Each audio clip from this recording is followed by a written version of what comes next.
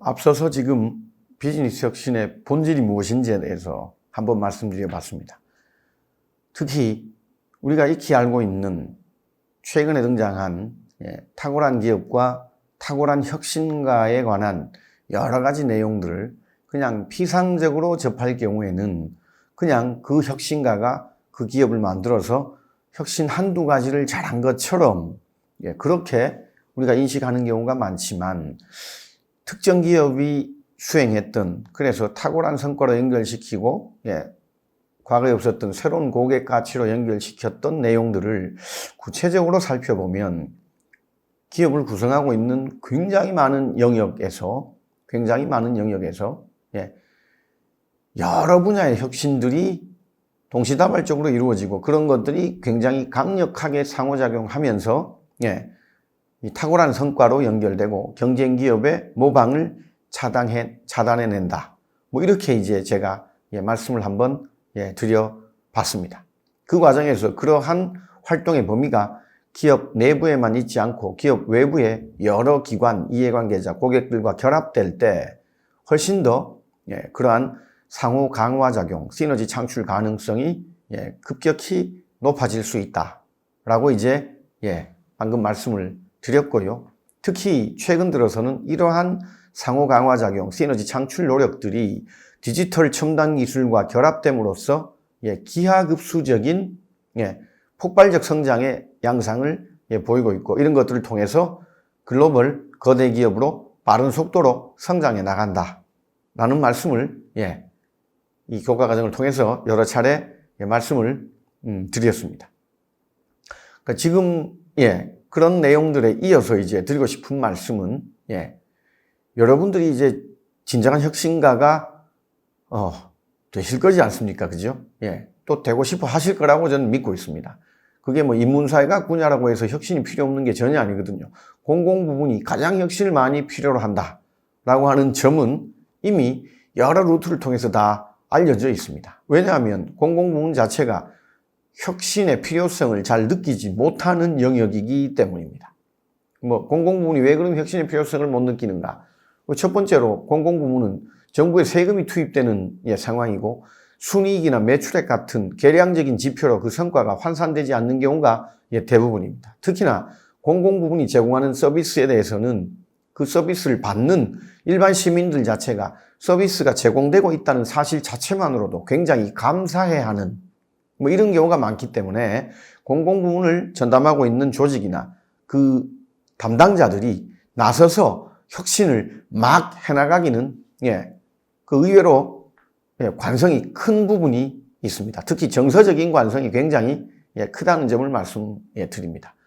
특히나 공공부문 같은 경우에는 예산으로 집행되는 경우가 많고, 본인들의 예산을 더 늘려받는 게 더 중요하기 때문에 기존에 하던 그 활동을 더 확대하는 데 집중하는 경우가 대부분입니다. 그러다 보니 새로운 활동을 집어넣는 걸로는 예산을 담당하고 있는 부서로부터 새로운 예산을 받기가 거의 쉽지가 않습니다. 그러다 보니 새로운 활동을 시도하는 것 자체가 별로 도움이 되지 않는 이런 경우가 대부분이죠. 그러다 보니 어떻다고요? 인문사회 분야가 직결되어 있는 공공부문 같은 경우에 혁신이 의외로 더디게 이루어지는 경우가 굉장히 많습니다. 여러분들 보시기에 거의 대부분의 공공부문 혁신이 좌초하는 경우도 굉장히 많고, 빠른 속도로 치고 나가지 못한 경우가 정말 많습니다.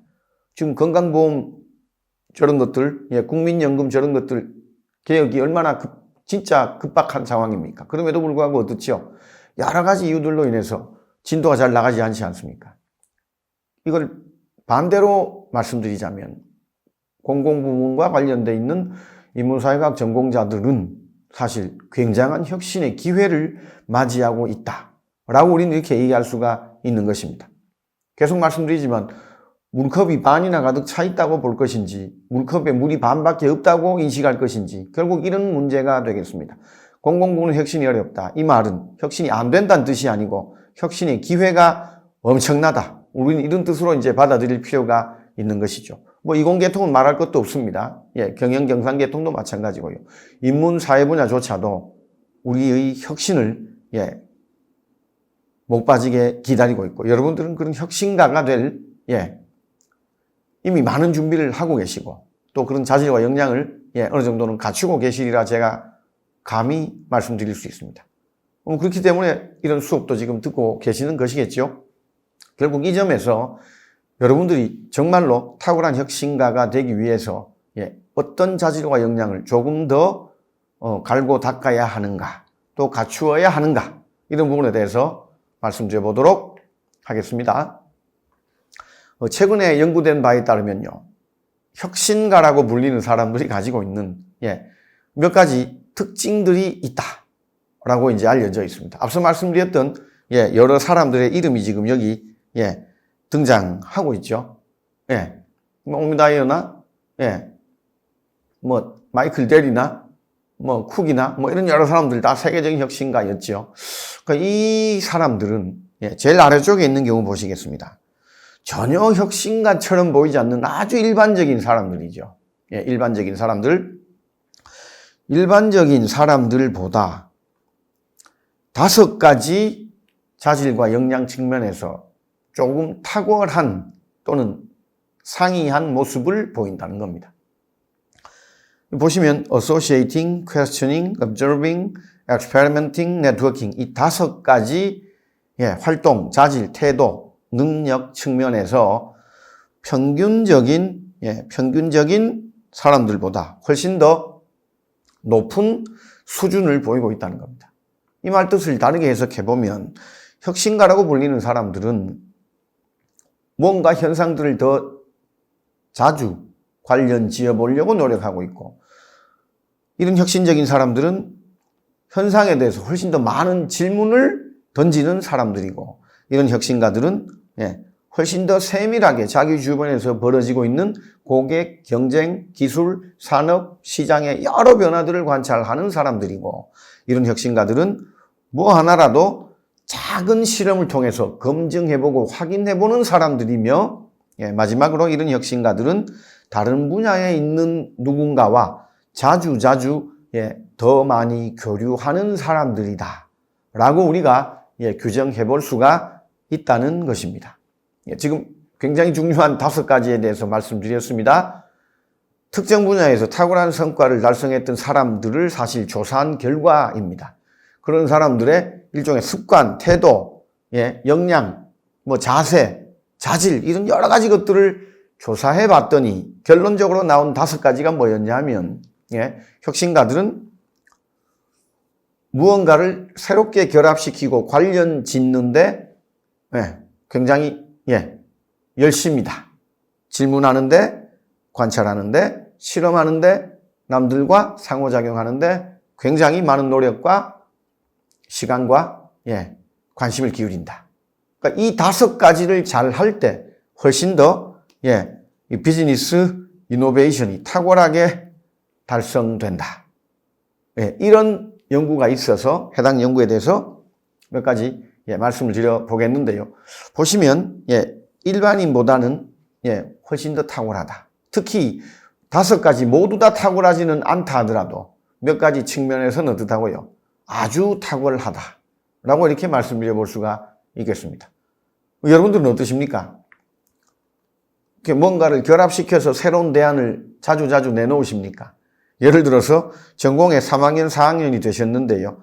4학년 1학기에 보고서를 작성하실 때 본인이 다 전공하고 있는 어떤 다른 전공 영역, 또는 본인이 2학년 때 배웠던 전공의 과거 지식, 또는 내가 사회활동을 통해서 얻은 새로운 지식, 이런 것들을 결합시켜서 마지막 4학년 때의 보고서를 작성하고 계십니까? 이런 것들이 관련 짓기를 잘한다 라고 하는 것입니다. 여러분들은 어떻습니까? 많은 질문을 던지십니까? 심지어 뻔히 알고 있는 것에 대해서도 왜 그렇지라고 최소한 5번 이상 더 근원적인 이유에 대해서 질문을 던져 보십니까? 여러분들은 뭔가를 관찰하는 게 도서관에서 교과서를 열심히 줄치면서 외우는 이런 것 제외하고 여러분들 주위에 있는 그 무엇인가를 뚫어지게 쳐다본 적이 있으십니까?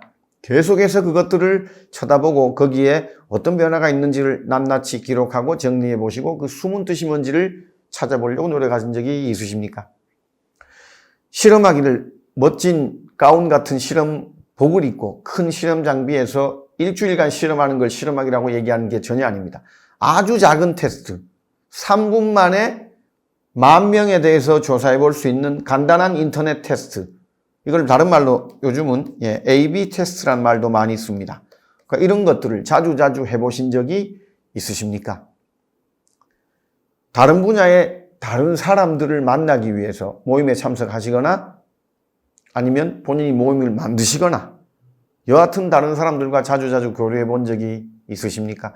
본인이 교류하고 있는 가장 특이한 국적의 사람은 어느 나라 사람입니까? 이런 여러 가지 질문들에 yes라고 또는 strong하다고 대답할수록 여러분들의 혁신가로서의 이 특이성이 탁월하고 혁신가로서의 자질이 준비되어 있다라고 말씀드릴 수가 있겠습니다. 첫 번째로 관련 직기에 관해서 말씀드립니다. 핵심은 연관성이 드러나지 않은, 그러니까 관련이 없을 것처럼 보이는 지식, 정보, 업종, 지역 이런 것들을 억지로라도 모아보는 거라고요. 관련시켜 보는 것을 뜻합니다. 예를 들어서 메디치 효과라고 들어보셨지 않습니까? 그죠? 메디치 가문이 르네상스의 운동에 주류 세력으로 등판할 수 있었던 것이 과연 무엇 때문인가? 이탈리아 북부의 여러 도시 국가들에서 무역의 번성과 함께 각 분야의 전문가들이 모여들었다 흩어졌다 상호작용했다가 반복되면서 거기에서 르네상스가 시작되고 굉장한 문명적 부흥이 발생했다라고 하는 걸 다들 아시는데요. 이게 관련 없는 것들이 관련되면서 생긴 결과물입니다. 다보스 포럼에 대해서도 잘 아실 거고요.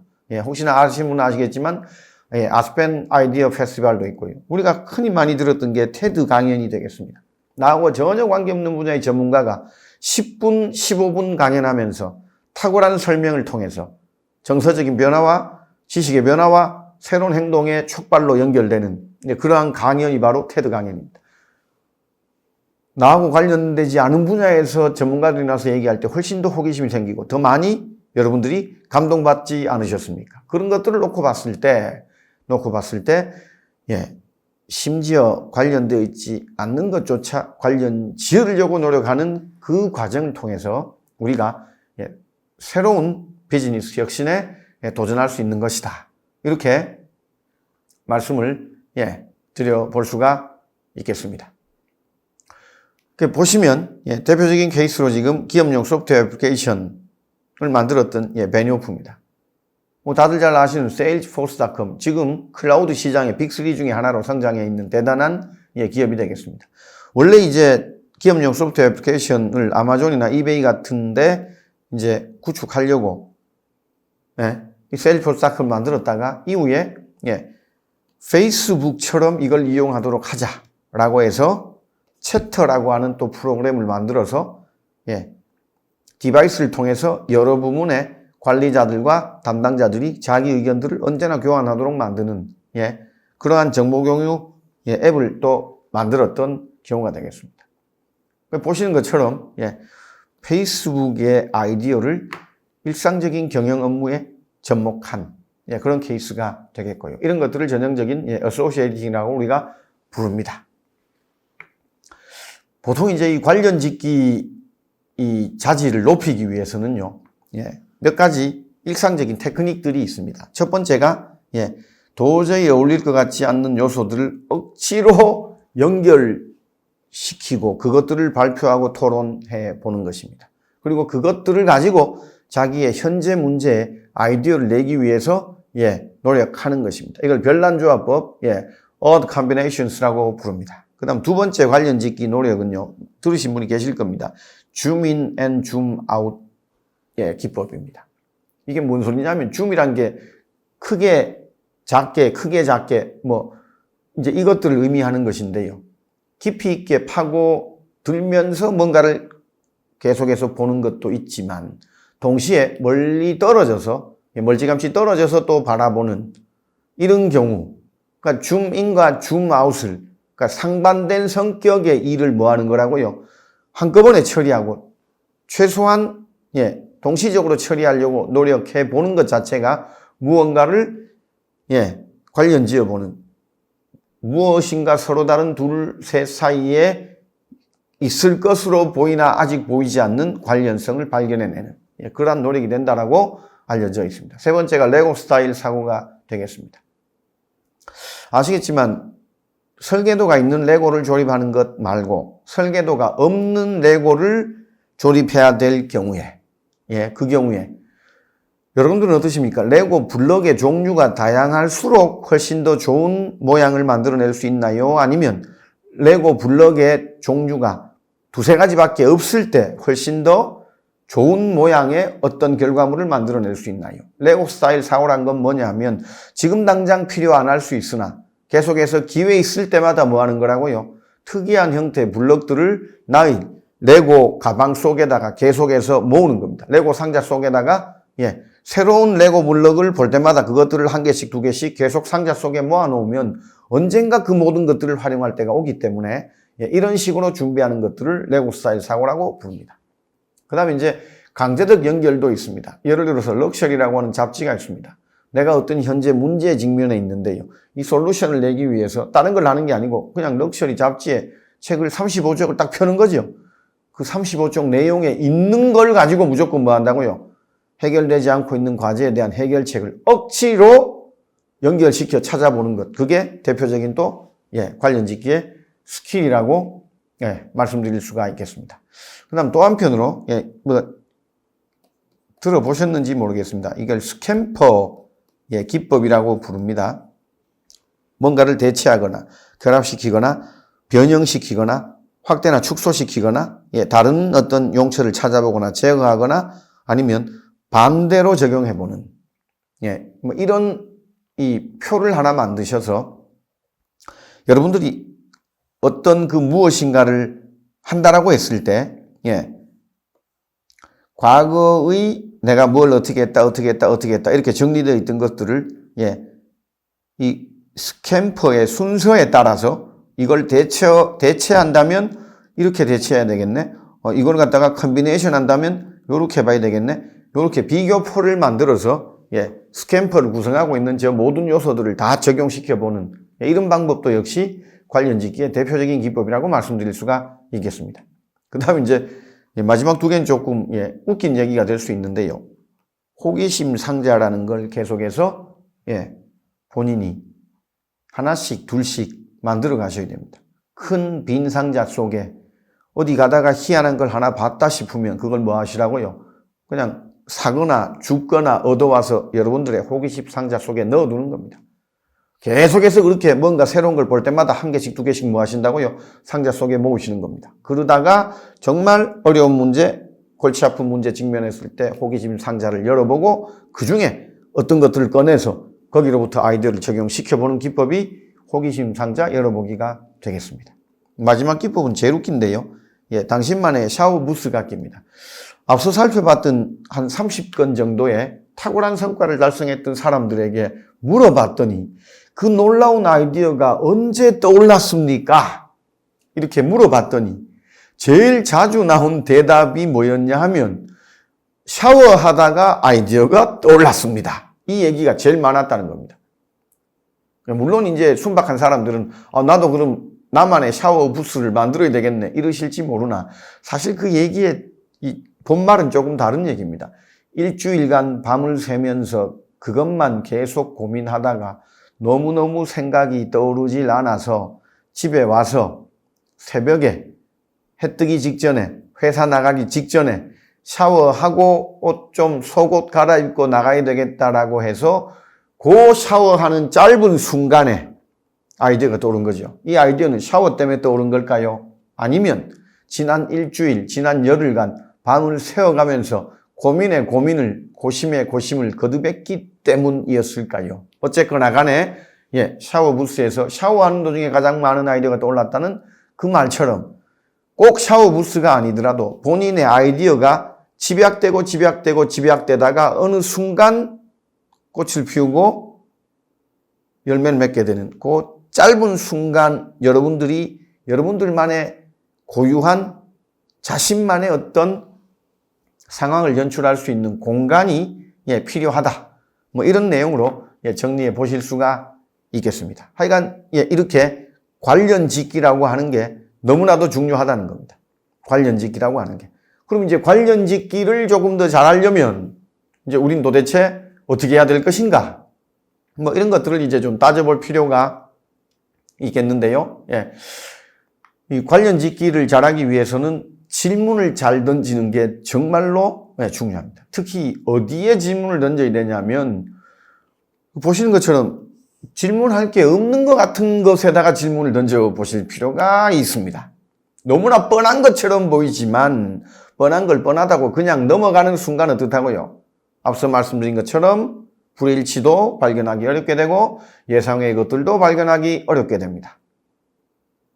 결국 우리는 아무리 당연한 것조차도 질문을 던져야 한다라고 하는 걸 꼭 좀 기억해 두시면 좋겠습니다. 질문하기는 습관이며 삶의 방식이다라고 규정되어 있습니다. 능력이나 태도 이런 것보다는 그냥 습관인 걸로 저도 마찬가지입니다. 질문 왜 던지냐? 뭐 궁금해서 질문 던질 수도 있고 아는 걸 확인하기 위해서 질문의 용도는 굉장히 많습니다. 본질적으로는 뭐라고요? 더 잘 분석하고 더 잘 이해하기 위해서입니다. 뭘 우린 더 잘 이해해야 될까요? 우리의 초점은 어디에 있다고요? 기회. 변화 속에 숨어있는 기회를 우린 더 잘 이해하고 발굴하기 위해서 더 구체화시키기 위해서 우린 계속해서 질문을 던지는 것이다. 이렇게 기억해 주시기를 다시 한번 강조 말씀드립니다. 결국 이게 질문하기를 잘하면요. 관찰도 잘 되고 이게 이 교류하기나 실험하기 모든 게 다 잘 될 수 있다고 말씀드릴 수 있겠고요. 우리의 궁극적인 지향점은 올바른 답을 찾는 데 있지 않고 올바른 질문을 던지고 올바른 질문을 찾아내는 데 있다. 특히 요즘 생성형 이 여러 가지 AI를 써봤던 분들은 아실 겁니다. 얼마나 질문을 잘 던지는 게 중요한 것인지에 대해서 말입니다. 결국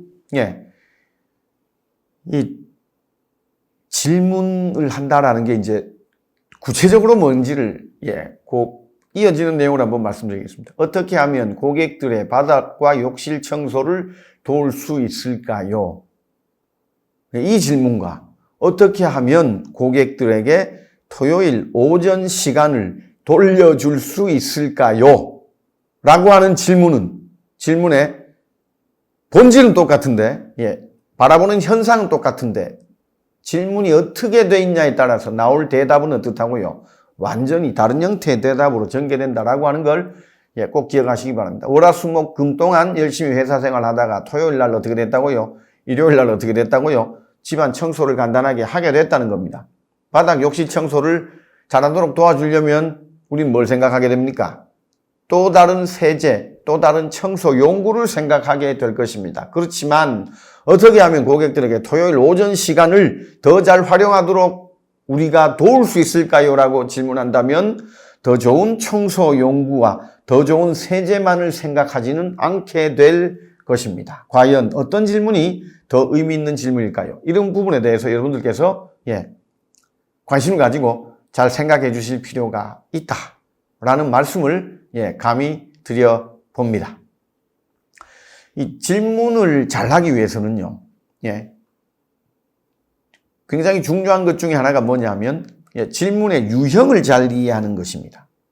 일반적인 육하 원칙의 질문만 기억하시면 안 되고 지금 여기 나와 있는 것처럼 질문의 변형된 형태, 특히 이 중에 만약 이걸 이렇게 바꿔보면 어떻게 될까?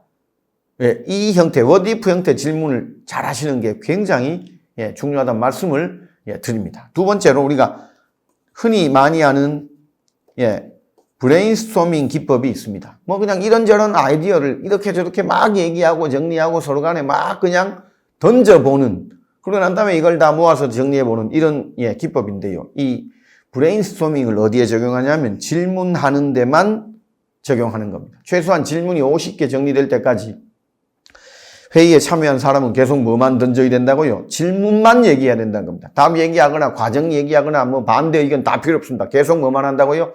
질문만 던져보라는 겁니다. 또 한편으로 질문과 대답의 비율을 스스로 잘 점검해 보시기를 당부 말씀드립니다. 거의 대부분의 사람들은 누가 물으면 대답하는 걸 잘하는 걸 저 사람이 지식이 있고 능력이 있고 실력이 있다고 얘기하는데요. 질문에 대답하는 비중이 많은지 아니면 남이 대답할 질문을 던지는 비중이 많은지 이런 것들을 본인 스스로 점검해 보시기 바랍니다. 대답하는 걸 잘하려고 노력하듯이 질문하는 것도 자꾸자꾸 체크하면 할수록 본인의 질문 역량이 개선된다라는 말씀을 감히 드립니다. 그다음 마지막으로 질문 노트 작성이 되겠습니다. 질문을 유형화하고 그 질문의 유형으로부터 시사점을 도출해 보는 겁니다. 나는 어떤 형태의 질문을 잘 던지는가? 내가 질문을 던지면 예상치 못한 아이디어가 나올 수 있는 질문을 내가 던지는가? 또는 내가 어떻게 질문을 던졌을 때 가능한 한 나는 질문을 갖다가 상대방이 강한 반응을 보일 수 있도록 내가 질문을 던지는가?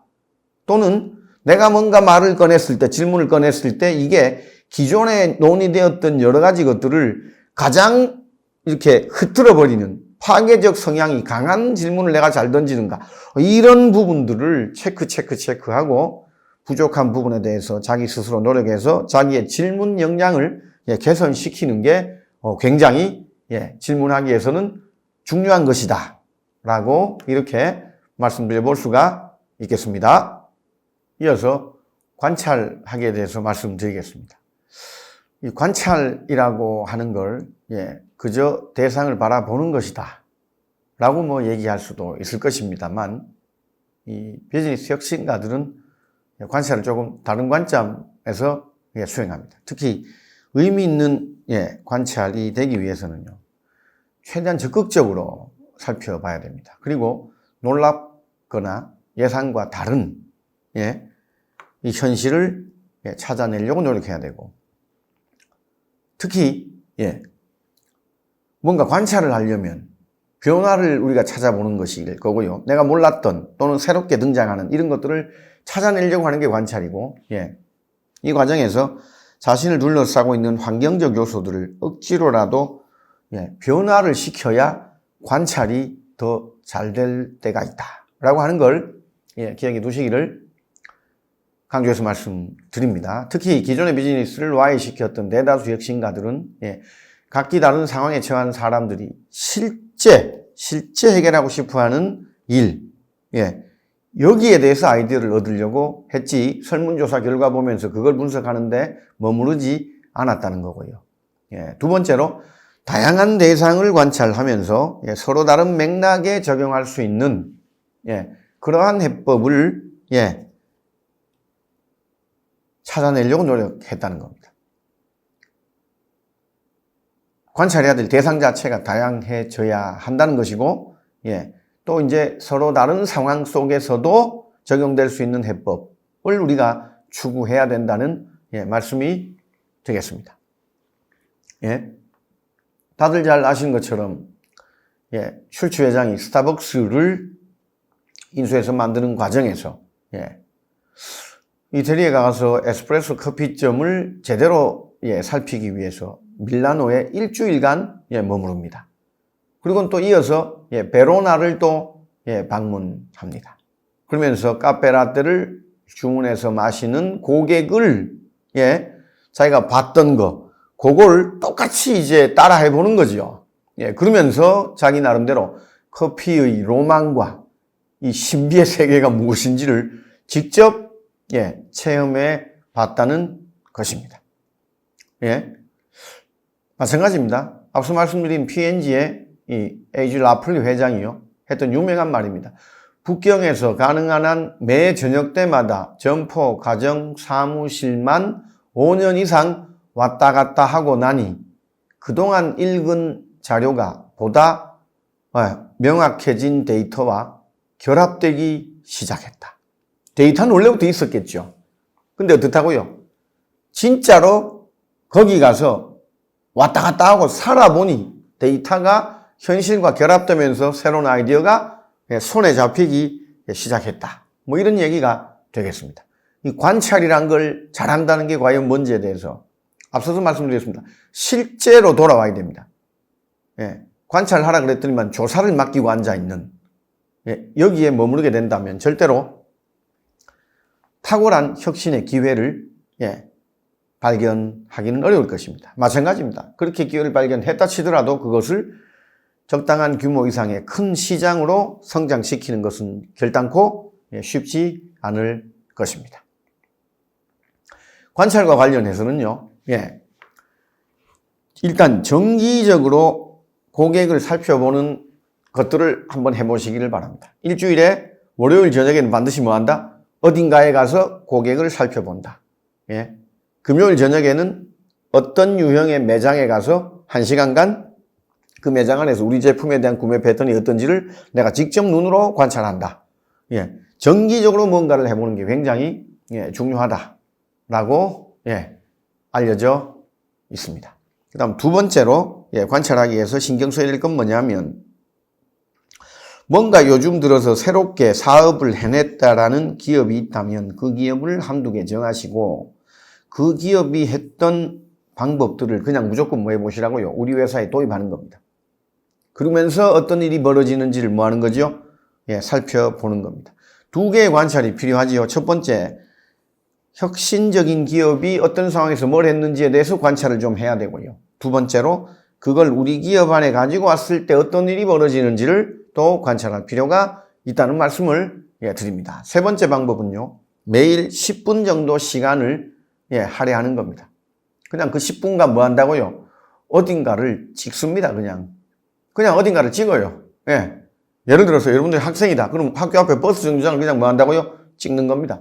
여러분들이 대학생입니다. 그냥 여러분들이 제일 자주 가는 대학 내 구내 식당을 뭐 한다고요? 10분간 그냥 찍는 겁니다. 특정 위치에서. 그러고 난 다음에 그것들을 쭉 모아놓고 뭐 한다고요? 자, 일주일에 5일간 10분 촬영해서 50분짜리가 모였습니다. 그러면 50분간 언제 시간을 내서 토요일이든 일요일이든 뭐 한다고요? 그 찍힌 내용을 계속 카메라를 쳐다보고 있는 겁니다. 스마트폰으로 찍은 내용을 계속해서 쳐다보는 겁니다. 그 와중에 뭐가 보이면, 뭐 하나 이상한 게 보이면, 특이한 게 보이면 그걸 뭐 한다고요? 기록하는 겁니다. 그게 당장 필요하든 안 하든 관계없습니다. 그냥 뭐 하라고요? 쳐다보라는 겁니다. 그걸. 예. 스마트폰 가지고 당신의 혁신 능력을 훨씬 더 높일 수 있다는 걸 꼭 기억하시기 바랍니다. 스마트폰 갖고 게임만 할 수도 있지만, 예, 본인의 혁신 DNA를 재편할 수 있다는 것도 기억하시면 좋겠습니다. 그 다음 마지막으로 보통은 시각만 활용하거든요. 후각, 촉각, 미각, 청각. 여러 감각기관을 동시에 활용해서 관찰하는 거. 우리가 뭐 다들 옛날에 많이 배웠습니다. 이걸, 예, 공감각적이다라고 부르죠. 동시에 여러 개의 감각을 동원해서 관찰하는 것. 이게 또 실제로 관찰의 성과를 높이는데 크게 기여한다라고 알려져 있습니다. 여러분들은 어떠십니까? 최근에 후각을 동원해서, 촉각을 동원해서, 예, 청각을, 미각을 동원해서 뭔가를, 예, 관찰해 보신 적이 있으십니까? 비즈니스 아이디어를 탐색해 보신 적이 있으십니까? 그런 것들이 훨씬 더 생활화될 필요가 있다라고 하는 점을 기억해 두시면 감사하겠습니다. 특히 이 관찰과 관련해서 우리가 이제 고객의 소비 사수를 중심으로 여러 가지 것들을 던져볼 수 있습니다. 첫 번째는 고객은 어떻게 우리 제품이나 서비스의 필요성을 알게 되는가. 이런 것들이 이제 필요성 인지 단계에서 우리가 던져볼 수 있는, 예, 질문들이고, 이 질문들을 가지고 이제 고객들을 관찰하는 게 우리에게, 예, 필요하다는 것입니다. 본질적 이슈와 관련해서는 고객은 어떤 일을 해결하기 위해서 우리 제품이나 서비스를 이용하고 있는가. 특히 이 과정에서 우리는 뭘 알 수 있게 된다고요?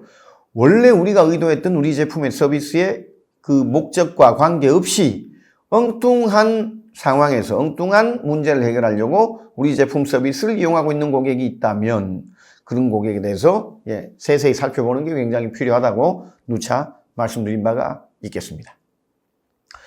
뭔가를 선택하려고 할 때도 마찬가지입니다. 어떤 특성을 가장 중요한 기준으로 고려하고 있는가. 이걸 뭐 점수를 매겨본다면 순서는 또 어떻게 되는 것인가. 이런 것들을 또, 예, 관찰에 활용해 볼 수가 있겠고요. 우리 제품을 주문하거나 구매할 때 더 쉽게 할 수 있는 방법은 과연 뭐가 있겠는가. 뭐 주문 구매 방법 측면에서도 우리는 뭔가를 관찰해 볼 여지가 있다는 말씀드립니다. 배송과 전달에 있어서도 당연히 마찬가지겠죠.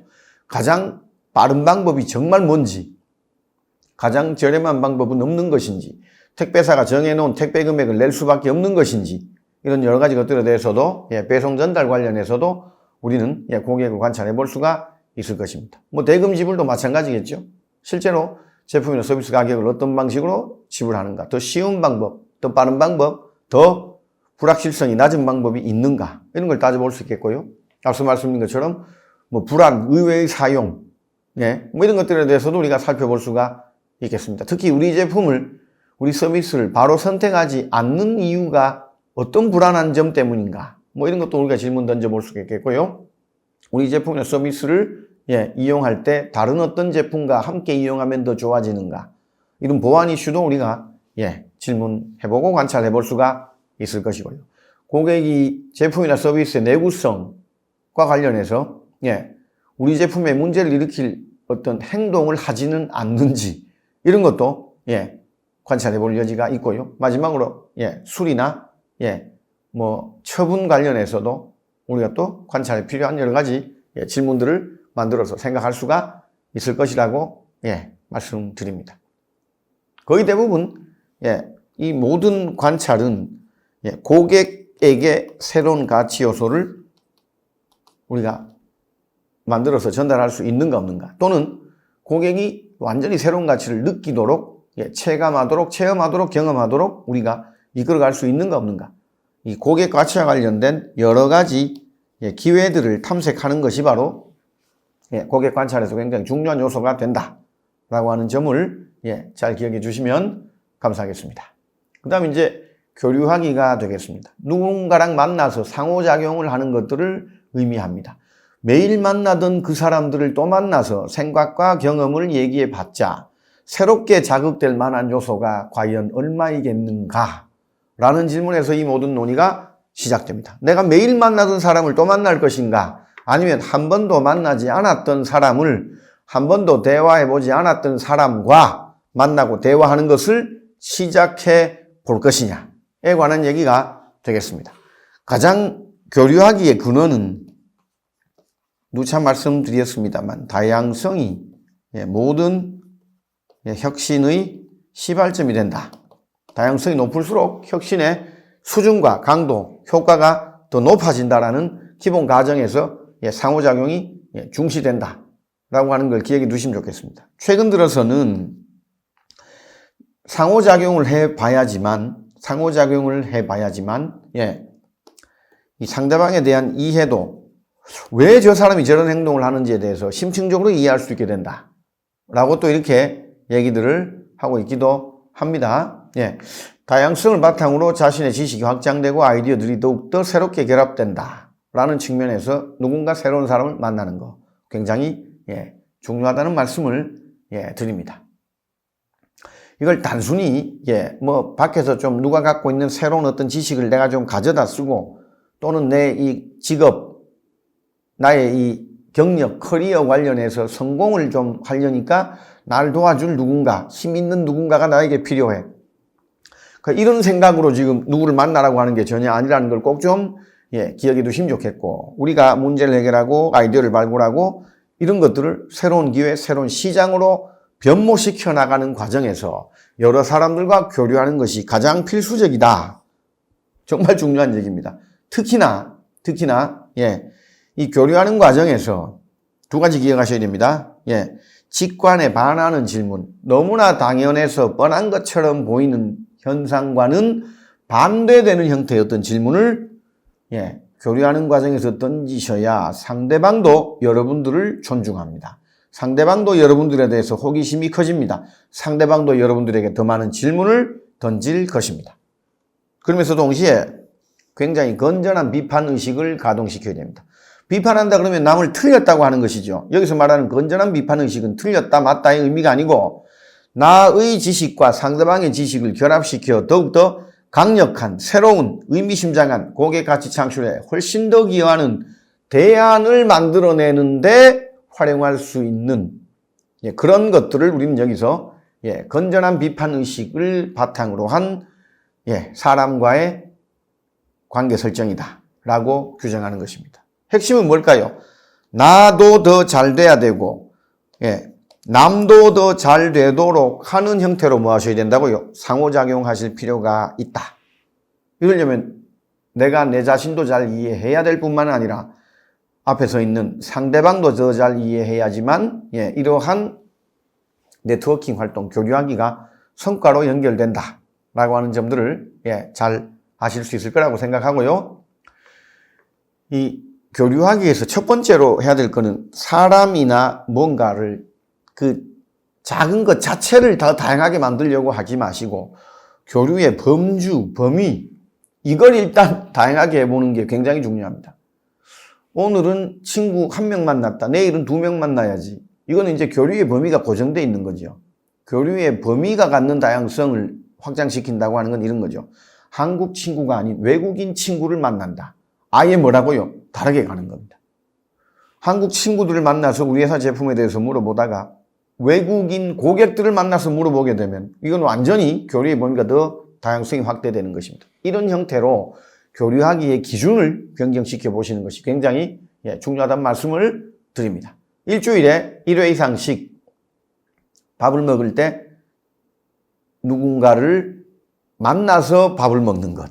매일 만나는 친구 말고 자주 만나지 못하거나 거의 만난 적이 없는 사람을 만나서 일주일에 한 번 정도 식사하려고 하면서 식사 과정에 대화도 나누고 아이디어도 교환하고 서로 간에 조언도 하는 이런 형태의 실천하기. 요게 또 이제 의외로 재밌는 결과를 낸다라고 알려져 있습니다. 세 번째로 해마다 2곳 이상 뭐 하시라고요? 새로운 커뮤니티에 가입하기 또는 참석하기입니다. 일부러라도 이걸 좀 해보시라는 겁니다. 특히 여기서 세계적인 기업에 들어가서 세계적인 혁신으로 세계 수없이 많은 사람들에게 큰 감동과 새로운 효용과 훨씬 더 나아진 삶을 선사하는 것을 목표로 하고 계신 분이 여기 계시다면 가능한 뭐 하시라고요? 지금 말씀드린 이 내용들은 정말 일기장에 쓰시듯이 관리해 나가셔야 됩니다. 엄청나게 이게 중요하다는 말씀을 다시 한 번 더 드리고요. 또 한편으로 웃긴 게 자기 나름대로 커뮤니티를 구축해 보셔야 됩니다. 이게 뭔 소리냐면 매일 남이 만들어 놓은 커뮤니티에 들락날락 하는 것도 중요하지만 남들이 많이 찾아올 수 있는 커뮤니티를 본인이 구축해서 그것들을 잘 활용해 나가는 것도 엄청나게 중요한 일이고 이런 것들이 제대로 세팅된다면 탁월한 능력을 지닌 외부 인사를 초대를 해서 자기 커뮤니티에서 논의도 진행해 나갈 수 있다 라고 하는 걸 기억을 해 두시면 좋겠습니다. 특히 마지막 게 중요한데요. 외부의 전문성이 탁월한 사람과 인터랙션 하기 위해서는 그 사람에게 말을 건네거나 이메일을 보내거나 트위터를 날리거나 카톡을 보내거나 홈페이지에 리플을 달거나 유튜브 영상에 리플을 달 때 그냥 재밌는 내용이네요 이렇게 쓰시면 꽝 된다는 겁니다. 꽝 된다는 겁니다. 전문가가 해놓은 어떤 결과물, 전문가가 해놓은 어떤 스피치, 전문가가 제시한 의견 여기에 본인이 적극적인 관심을 표명하거나 또는 본인이 그거랑 관련해서 경험했던 어떤 특이한 것들을 솔직하게 전달하거나 세 번째, 본인이 직면하고 있는 지금 눈앞에 고민거리, 걱정거리가 뭔지를 정확하게 설명하면서 외부 전문가에게 접근할 때 그 외부 전문가가 당신을 훨씬 더 새로운 눈으로, 애틋한 눈으로 관심을 갖고 따뜻하게 대해준다라고 하는 것까지 교류하기 위해서 꼭 좀 기억해 두시기를 당부 말씀을 드립니다. 그리고 이제 마지막으로 5가지 이 자질, 태도, 습관 중에 실험하기가 되겠습니다. 실험하기는 일단은 우리가 꼭 명심해야 될 게 하나 있습니다. 실패와 관련된 관련성입니다. 또 이걸 다른 말로 실수랑 연결시켜 보기도 합니다. 사람들은 뭐 실패란 말을 자주 쓰는데 저는 별로 좋아하지는 않습니다. 실험은 그냥 실수를 좀 해보는 겁니다. 실수 몇 번 했다고 나빠질 거 하나도 없습니다. 뭐 저는 감히 이렇게 말씀드리죠. 가능한 한 실패는 좀 하지 마라. 실패는 돌이키기 힘들기 때문에 이렇게 말씀드립니다. 뭐 또 대단한 사람들은 실패 좀 해도 아무 문제 없다고 하지만 실수를 좀 해보는 게 바로 실험학입니다. 그래야 본격적으로 자기 사업을 할 때 회사에 들어가서 맡은 바 사업을 완수해낼 때 실패하지 않을 거다고 감히 말씀드립니다. 특히 대학 다니실 때 가능한 한 실수해 보시고, 가능한 한 실수 많이 하려면 가능한 한 새로운 형태의 실험을 반복적으로 할 필요가 있다라는 말씀 드립니다. 특히 실험이 왜 중요하냐? 앞으로 일어날 것 같은 일들에 대한 데이터를 만들어내는 데 있어서 실험이 제일 중요합니다. 특히 여기서 뭐라고요? 앞서 말씀드린 이걸 이렇게 바꾸면 어떨까? 라고 하는 what if 형태의 질문과 관련해서 그거에 대한 직접적인 답을 찾아보는 과정이 바로 뭐라고요? 소규모 A/B 테스트를 중심으로 하는 실험입니다. 이게 굉장히 파워풀하고 중요하고, 여러분들이 회사에 들어가서 새로운 사업계획 수립하실 때 무작정 이렇게 투자하고 이렇게 원재료를 사서 이렇게 공장을 짓고 이런 얘기를 막 하는 게 아닙니다. 이 단계로 나아가면 나아갈수록 계속 뭐 하셔야 된다고요? 여기에 어느 정도 투입해서 무엇을 확인할 거냐? 소위 말해서 실험하기는 중간 단계에서의 점검과 관련된 모든 것들은 실험으로 해결한다. 이걸 꼭 기억하셔야 됩니다. 자연과학적인 실험하고 차원이 다르다고 앞서 말씀드렸고, 간단한 인풋과 아이디어만으로도 뭔가 우리가 테스트해 볼 게 많기 때문에 중간 단계를 점검하는 데 있어서 모든 게 실험으로 검증되는 것이다. 사업을 수행해 나가는 데 있어서 1단계가 제대로 진행됐다는 건 이걸로 확인해보고, 2단계가 제대로 됐다는 건 저걸로 확인해보자. 그게 전부 다 뭐라고요? 실험이 된다. 라고 하는 걸 잘 기억해 두시면 감사하겠고, 결국 제품과 서비스를 혁신한 이후에도 비즈니스 모델을 심화시키거나 확장시키거나 다른 시장으로 침투까지 고려하고 계시다면 실험은 계속되는 것이다. 이렇게 기억을 해 두시기를 당부 말씀을 드립니다. 하여간 굉장히 지금 중요한 얘기고, 다들 잘 아시는 것처럼 이 제프 베조스가 이 서적 판매 인터넷 사업을 하게 됐을 때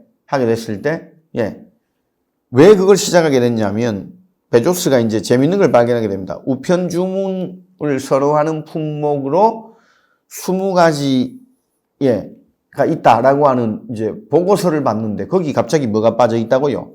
서적이 빠져 있었다는 거지요. 책을 왜 인터넷으로 주문하는데 선호하지 않지? 우편 주문을 왜 안 하지? 이걸 보고는 그러면 인터넷으로 서적 카탈로그를 제공해 주면서 책 사라고 하면 과연 어떻게 되는 거지? 요거 실험해보자 하고 시작하면서 사업으로 일군 게 아마존이었다 라고 감히 말씀드리고, 그게 지구상 최대 규모의 서점이 됐고, 지금은 지구상 최대 규모의 슈퍼마켓이 됐다 라고 이렇게 말씀드려볼 수가 있겠습니다. 이 실험하기와 관련된 중요한 스킬들 말씀을 조금 드려보자면, 의도적으로 정기적으로 여기도 익숙하지 않은 분야의 정보들을 얻기 위해서 지적 경계를 조금 넘나드셔야 됩니다. 예를 들어 특히 이거 잘하시는 분들이 뭘 열심히 보냐면, 영화보다는 다큐멘터리를 많이 보시는 분들이 이런 것들을 굉장히 잘하시고, 특히 다큐멘터리를 영역을 넘나들면서 전쟁 다큐멘터리 봤다가 동물의 왕국 보셨다가 우주 다큐멘터리 봤다가 이렇게 왔다 갔다 하다 보면 어떻다고요? 굉장히 다양한 형태의 실험이 가능하다라는 걸 알게 될 때가 많다. 이렇게 말씀을 드릴 수가 있겠고요. 또 실험학에서 중요한 건 뭐냐면, 개선 변화와 관련해서 물건을 좀 분해를 좀 해보시고 프로토타입 제작하는 걸 반복적으로 해보실 필요가 있다 라는 말씀을 좀 드리고요. 그리고 가능한 한 소규모로 아이디어 테스트, 경진대회 이런 것들을 뭐 하시라고요? 참여를 좀 해보셔야 됩니다. 단순한 아이디어 경진대회는 돈도 시간도 그렇게 많이 드는 게 아니고 그냥 내보는 거기 때문에, 특히 이런 테스트나 경진대회 중에 훌륭한 대회는 피드백을 줍니다.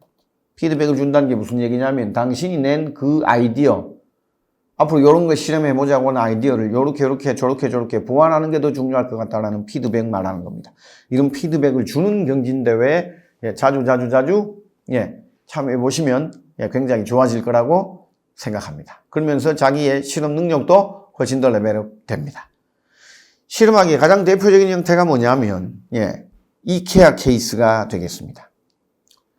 이 가구 카탈로그 제작을 위한 촬영이 끝난 후에 해당 가구들을 트럭에 적재하다가 트럭은 3차원 입체이지 가구는 3차원 입체이지 않습니까? 그죠? 그걸 적재하다가 일부 가구가 들어가지 않게 된 상황에 직면한 거죠. 그러다가 이제 어떻게 된 거라고요? 탁자 다리를 분리해서 밑에 넣으면 되겠네, 빈 공간에. 라는 아이디어를 사진 촬영하는, 촬영 작가가 이걸 제안을 합니다. 결국 여기에서 모든 게 뭐라고요? 이케아가 시작됩니다. 이걸 그 유명한, 플랫 패키징이라고 부릅니다. 이케아의 모든 가구들은 전시하는 데 가보면 3차원으로 구비되어 있지만 구매한다고 저 아래층에 내려가 보면 모든 가구는 납작한 사각형에 전부 다 어떻게 되어 있죠? 거기 다 포장되어 있고 나는 그 납작한 포장만 들고 가서 집에 가서 조립해서 다시 3차원 입체로 재편하는 과정을 거칩니다. 결국 이케아의 시작은 뭐였다고요? 다리를 뽑아서 빈 공간에 넣자. 그러면 운반하기가 보관하기가 어떻게 될 거다? 아주 작은 공간에 빽빽하게 자랄 수 있을 거다. 돈도 별로 안 들겠네. 문제 없겠네. 그럼 결국은 이케아의 핵심 역량은 뭐가 되는 걸까요? 입체로 구성되어 있는 것들을 평면으로 분해하고 그 평면으로 분해된 것들이 빈 공간 없이 집약적으로 모이도록 만들어내는 이 공간 구조 인지 능력이 바로 이케아의 뭐가 된다고요? 탁월한 핵심 역량이 된다. 이렇게 말씀드려 볼 수도 있을 것 같습니다. 어떠신가요? 지금까지 이 5가지 여러분들이 탁월한 혁신가가 되실 마음이 좀 있으시다면 비즈니스 혁신을 수행하는 또는 이것들을 추동해 나가는 전체 이 혁신 생태계에서 여러분들이 주도적인 역할을 한번 해보실 의향이 있고 다른 사람들의 다양한 혁신에 기여하고 공헌해서 우리 사회의 전반적인 혁신 수준을 높이고 풍요로워지는 정도가 가속화되도록 하는데 정말 기여해보고 싶으신 욕심과 목표의식이 있으시다면 본인의 일상적인 생활에서 오늘 말씀드린 5가지 습관, 태도, 자질 조금 과장해서 말씀드리자면 혁신가로서의 5가지 DNA를 훨씬 더 심화시키시기 위해서 노력을 해보실 것을 권고 말씀을 드립니다.